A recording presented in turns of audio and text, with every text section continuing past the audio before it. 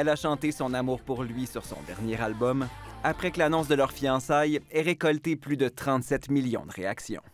L'heure est maintenant venue pour Taylor Swift et Travis Kelce de célébrer leur union.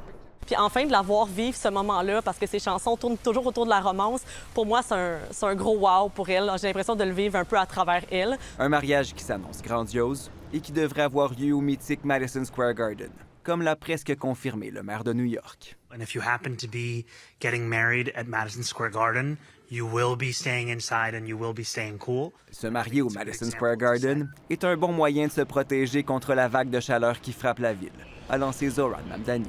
So we thought we'd just come check it out and see if we could see anything. Ces curieuses se sont d'ailleurs rendues dans le secteur en espérant apercevoir des préparatifs qui semblent toutefois bien dissimulés.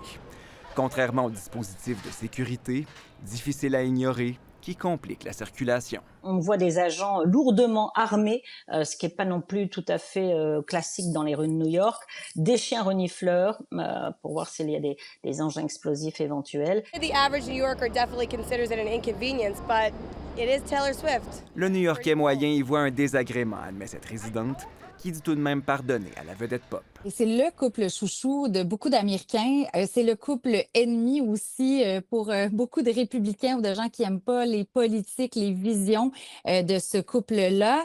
Ils ont un poids énorme. Cette admiratrice espère malgré tout que la volonté de discrétion de la chanteuse sera respectée. Le peu qu'elle a d'intimité, s'il y a bien une journée dans sa vie où est-ce qu'il va falloir la respecter, c'est à ce moment-là, selon moi.